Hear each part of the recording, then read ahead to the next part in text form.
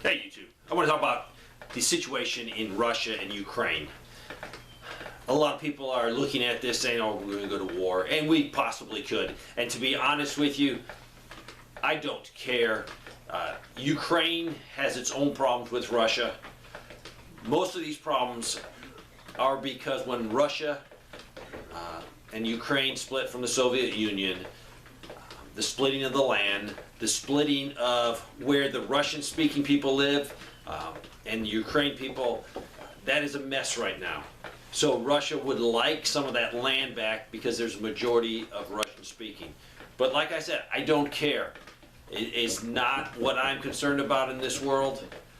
But the powers that be, the people that control our war machine, people that control spending a lot of money on conflicts because they like conflicts. The military-industrial complex loves conflicts. More conflicts means more weapons are being sold.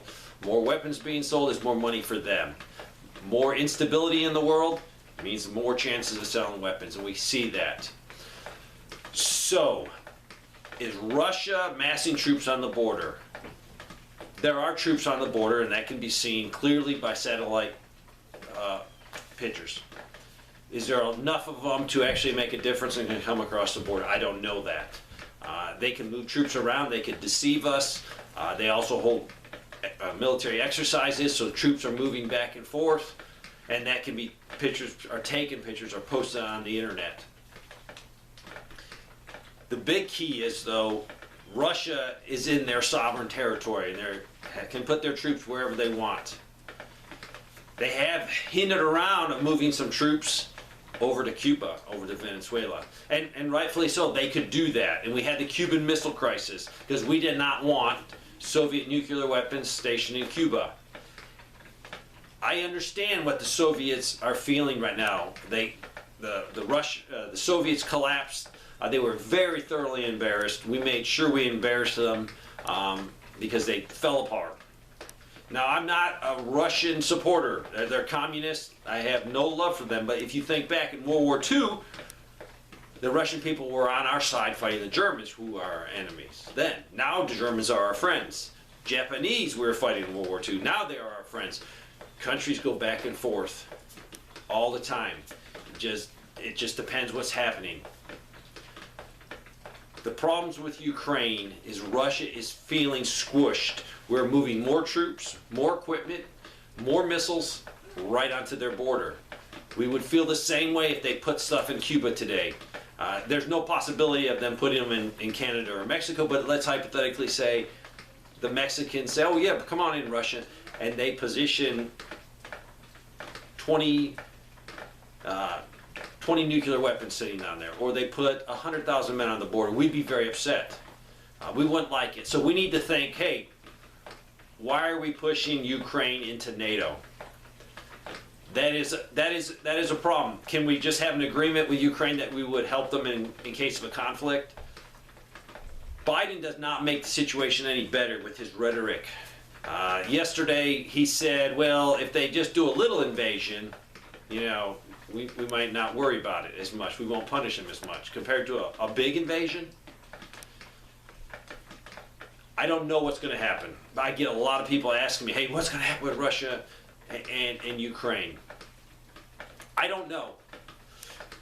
Russia could be moving troops around and doing this posturing, so we will not put more weapon systems in Ukraine. We will not let Ukraine into NATO. To me, Ukraine doesn't offer a lot to the United States. When you look at their military, they're a very corrupt government. They're very, I would say, backwards in the sense of their country needs a lot of help. But it's not our job to help them. Europe should be stepping up to the plate, but Europe has relied on us, and we've taken that burden of their defense, and we have shouldered that burden. And we've shouldered it with our manpower and women that are over there. We've shouldered it with our taxes. Our taxpayers are paying the bill when this problem should be Europe. Yes, we could support Europe. We could support NATO, but we don't have to be the #1 out there. This is Europe's problem. This is Ukraine's problem. This is Russia's problem to fix. I do think we're antagonizing the situation by moving more stuff over there. That does not help the situation. We don't have to have that stuff there, and I think Russia would stand down. Russia cannot afford to go into Ukraine. Yes, we'll hit them with economic sanctions. We'll hit them in their pocketbook. They're not a huge country in the sense of having a lot of extra money. They rely on gas and oil. Natural gas leaving Russia going to Europe is about 40% of what they're using for heat and power, and they're using to run their factories and produce things over there. So if Russia cuts that off, economically it's going to hurt Europe. So I'm trying to find out who's going to win in this situation. It's definitely not the Ukrainian people that will be invaded. It won't be the Russian soldiers that have to cross the border and get shot at. It won't be the people in Europe that could lose their natural gas and have a very cold winter, and natural gas prices and all the fuels will go up. All the stuff in the stores will go up. Food prices will go up. So Europe's not going to win. The U.S. never wins because we're going to send money over there. And what are we going to get out of it? So I wish people would sit down at a table that actually care to do the right thing, not to promote some agenda because we can sell more fighter jets or more tanks. Just sit down and say, Russia, what could we do to make you feel not boxed in? Because they feel boxed in. And we don't want them to feel. When someone feels boxed in or pushed in a corner, sometimes they come out swinging, and we don't want that. Could this problem turn into a bigger problem? It definitely could.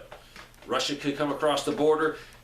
I don't think they're going to come across the border and just invade. They're going to use a false flag. They're going to use something that happens that they might orchestrate inside Ukraine.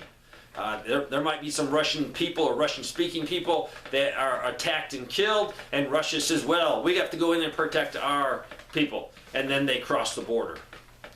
Are they going to take all of Ukraine? No, they don't want all of Ukraine. Then they're responsible for the headaches of putting things back together.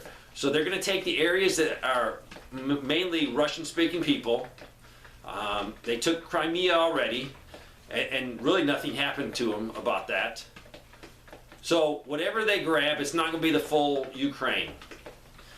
So hopefully people can sit down and honestly say, all right, we're not going to have Ukraine in NATO. Is it the Soviets' business to dictate to America, to NATO, and to Ukraine who can join? No, it's not. But that's where common sense kicks in. And if you can alleviate a problem by saying, no, Ukraine's not going to join, you could say, well, 10 years maybe, 15 years maybe, but right now, no. We could stabilize the situation. I am more afraid of China than Russia. We have more in common with Russia than we have in China. Yes, Russia is communism, so don't say, oh, you're siding with the communists. No, I'm not. If you're going to have a problem in this world, and you have Russia and China joining together, that is going to create a serious problem for us.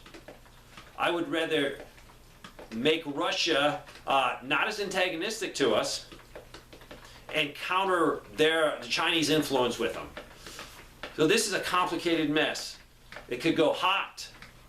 What are we going to do? We got advisors over there. We've sent a lot of our equipment over there. Will it eventually pull in NATO troops and we'll be fighting the Russians? What will China do? Will China use this as an excuse to go into Taiwan? Because we're not strong enough to take on Russia and China at the same time. We just are not. Our military is not the military we've had. And I don't think the Americans want to fight a war. We went through Iraq, we went through Afghanistan. We have nothing to show for it except a lot of coffins, a lot of injured people, a lot of soldiers that commit suicide at a high rate. I don't think the Americans have the guts to do it. I don't think we want to do it. We have enough problems that are in our own house with a bankrupt country, with a million problems that we could go on for hours to talk about. So, I personally hope nothing happens, but I have no dog in the fight, Ukraine and Russia. So whatever happens, be prepared. A lot of people look at every story that comes up and are like, oh, what am I going to do? What am I going to do?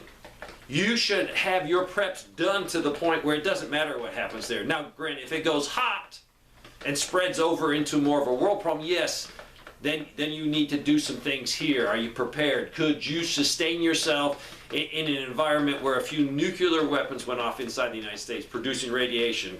What if we get hit with an EMP? So you should have long-term plans to address this. But on a daily basis, please do not worry. Every article, everything that's said, a lot of information is thrown out there that are lies. They're misinformation to get people stirred up, to create the agenda that the powers that be want to do. So relax, take a deep breath. Whatever happens in Ukraine and Russia, there's not a single prepper in the United States or in the whole world that can do anything about it. So relax, look at it with an open mind, look at it like, all right, if it goes hot, have I done everything with my limited budget that I could do to prepare for that?